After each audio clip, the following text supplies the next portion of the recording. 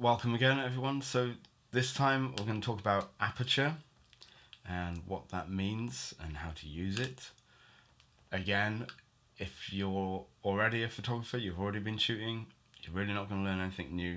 This is for the beginner photographer. So if that's you and you're wondering what all this means, then hopefully this will clear that up for you.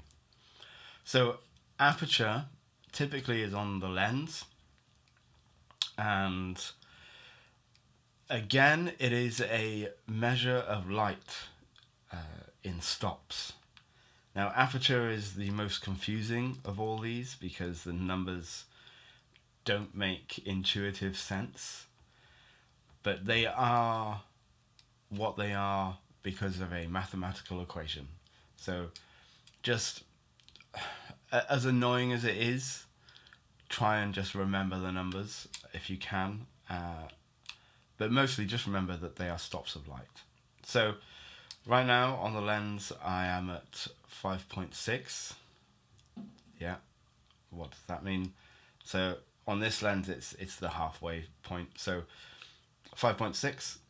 If I want more light, I go for a smaller number. So 5.6 right now, if I go to 4, f4, that's one more stop of light.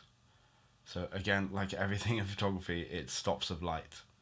So f4, if I want more light again, one more stop would be 2.8. And if I want less light, then I go the other direction, so 2.8.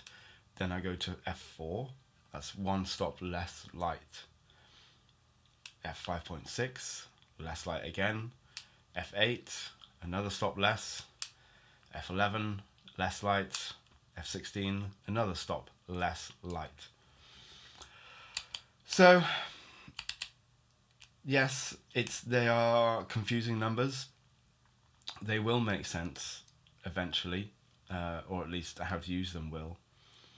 But you may be wondering, well, why is the bigger number less light and the smaller number more light? So I can show you, really. So here is the lens at 2.8. So you can see in there, you can see all the way through. But if as I stop down the lens, it's called. So f2.8, I'm going to f4. It's less light. You can see inside here there's a aperture that closes and opens like your eye. So I go to f5.6, less light, and you can see this thing closing as I go through f8, f11, f16, and it's pretty much closed there. So 16, now I'm going to open, 11, 8, 5.6, 4, 2.8, and now the last setting is 1.8. So you can see it opened. The values are that the higher the number, you can think of it as the more it's closing. But you can also think of it, if you like, as the more that's in focus. So f16, which is like this, with everything almost completely closed, that has a huge range of focus. So it's a really deep focus. So if I was taking a picture of a landscape, then f16 would be a good choice because pretty much everything's going to be in focus.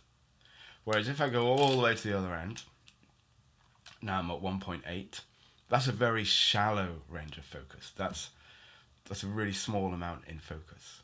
So if I was taking a landscape at 1.8, it would all be a bit off. It wouldn't quite be sharp. So, but maybe I'm taking a picture of a model and I'm focusing on the eye, then I choose 1.8 and I'll get a really nice sharp focus on the face, but everything else, forward and back, will be out of focus and all blurry. You're getting that nice blurry background. But as you go up those numbers, f16 on someone's face, fine, the face will be sharp, but so will everything behind them. So, you pick the one that works for the image you're trying to create. In the studio, for instance, if I'm shooting a model, I will tend to hang around 5.6 and 4 because there's enough of the model in focus and everything else isn't. So it's pretty handy to know what they mean so that you can pick the right one for your situation.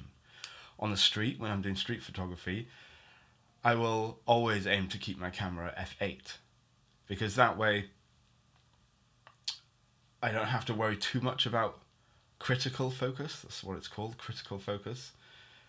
Because as long as I'm kind of in the right ballpark, things will be in focus enough, acceptable focus.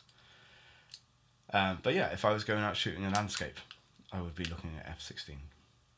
So that's the kind of basics of aperture.